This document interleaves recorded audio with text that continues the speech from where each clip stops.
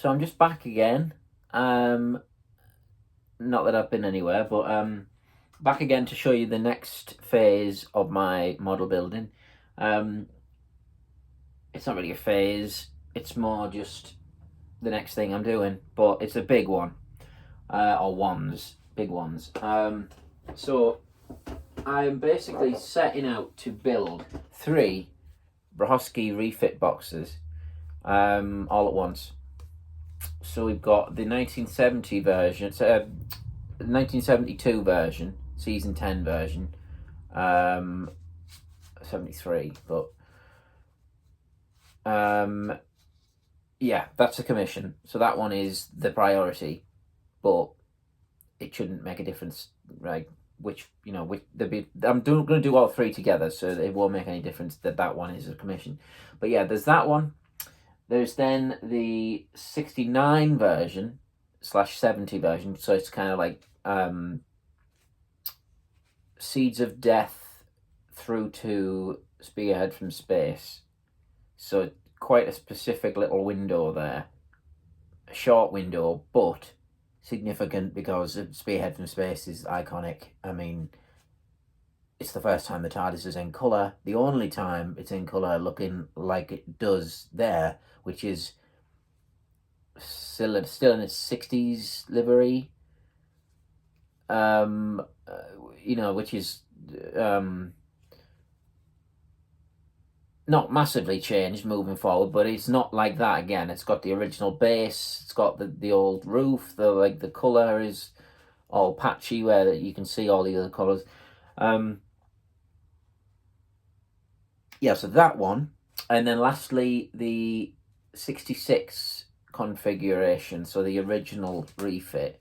Whether I actually do the finish as the 66 remains to be seen. It could be that I choose to do 67, in which case it'll have the door sign swapped onto the other side, and it will have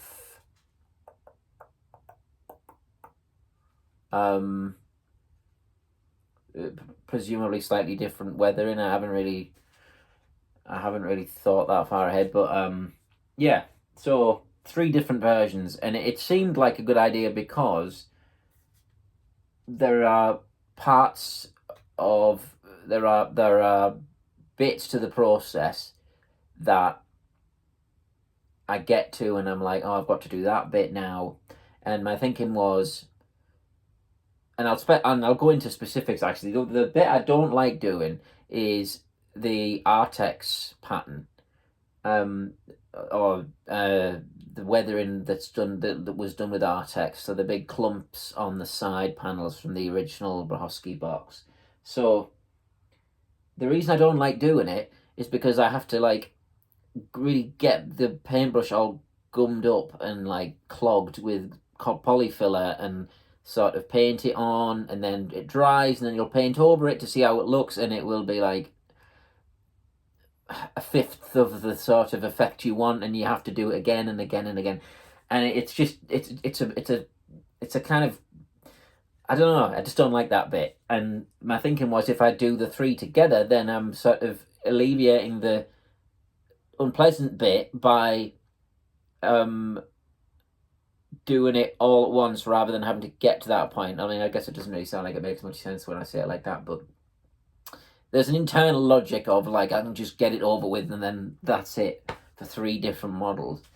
But yeah, also I like the idea of having lots of TARDISes together. So I think it has more of an impact in photos and stuff.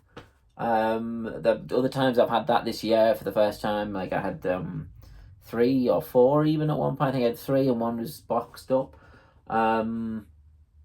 I had the Hartnell version and the Jodie Whittaker one, and that was fun. But yeah, 3 of the same TARDIS at different times in its life is just really, really cool idea, and it's going to be a challenge because I'm going to have to mimic everything I do for 3 times. I mean, obviously the 72 version or the 73 version. I say 72 because that's how I've labelled the kit, because that is the point at which it looks like that. sort of moving forward from that point. It starts looking like that, and then it's that configuration sort of starts around that time, and then so that's why I gave it that name. But the actual box I'm making, the finish is going to be season 10, so 1973, because I think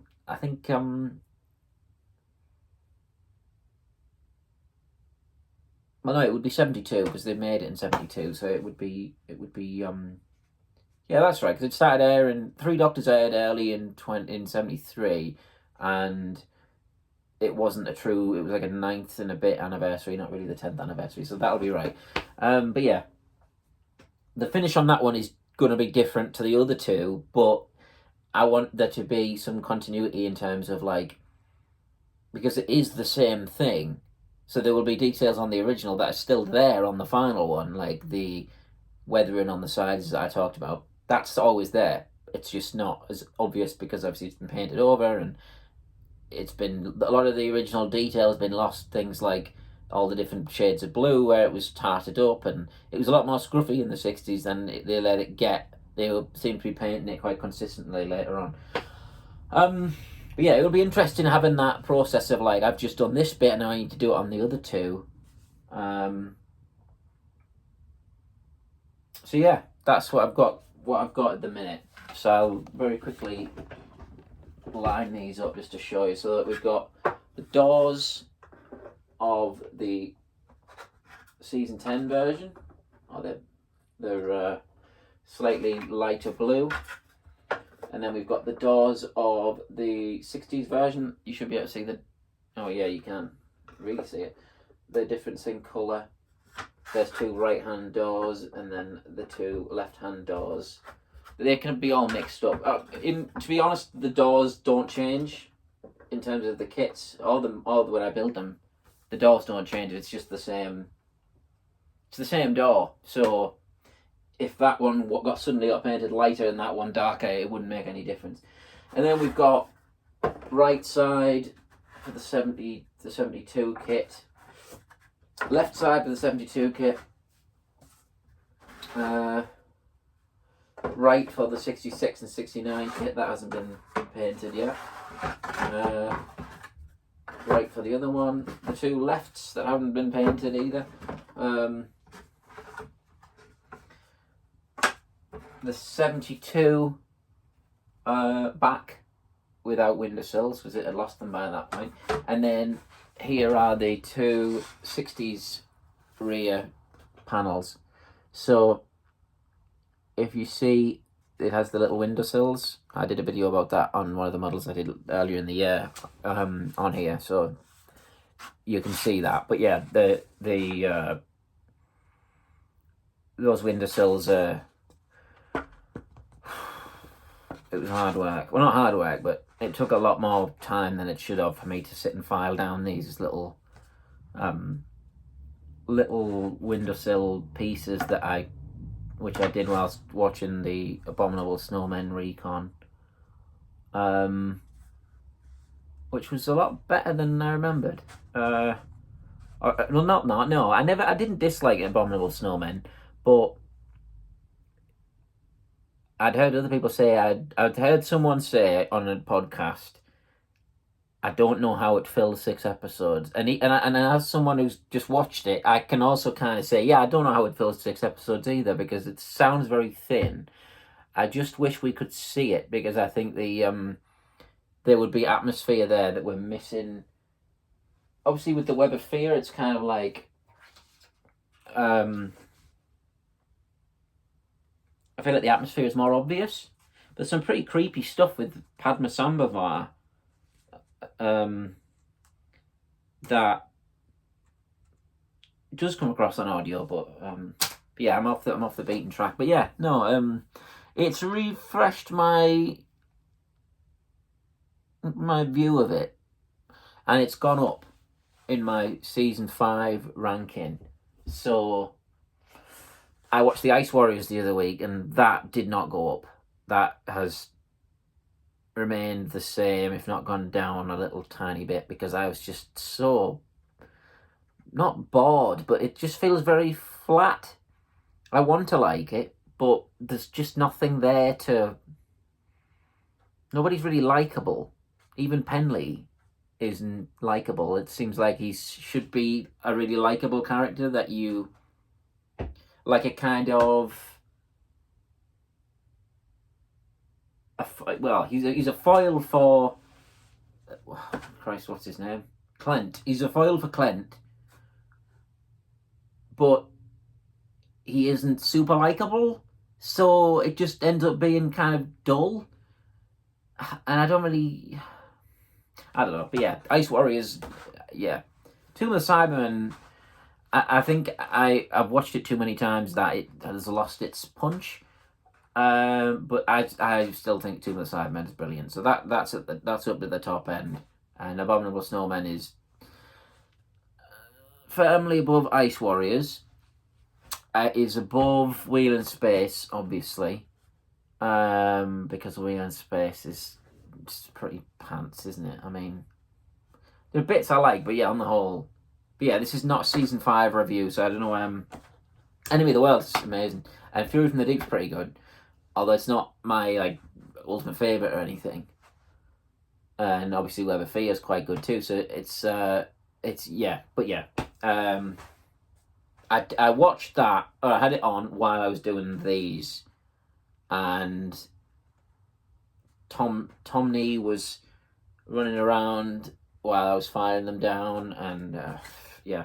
Anyway, that's all of it. And the three front pieces. There's no doors there, so they're pretty dull. But yeah, that's the current projects, which I'm going to be posting lots of updates on as I get on with it, because I've gotten past this initial construction phase. I mean, just cutting all the pieces took ages. It seemed to take days, and then cutting all the windows out, then sticking all the windows in took a couple of like hours or whatever. But yeah, now I'm past this construction phase. It's going to be painting, weathering, putting the plastic behind for the windows and stuff like that. That's going to be a bit more interesting probably to see. So I'll be posting updates on that. But I've been pretty bad recently. I've neglected the YouTube stuff a bit because I just haven't. It's just been a strange. September was a really strange month for me. Totally different to any of the other months that sort of rolled on and on before it, and then suddenly this crazy month. But yeah, we're in October now, and it's getting colder, and that's great. But you know, would you for a bit of cold weather? So yeah, fun times. But yeah, I'll be sitting here in December or whatever with 3, probably won't be as long as that, 3 full models, and I'll be able to say, look at this, and you will have already seen it on Twitter or Instagram. But nonetheless, thanks for watching if you have.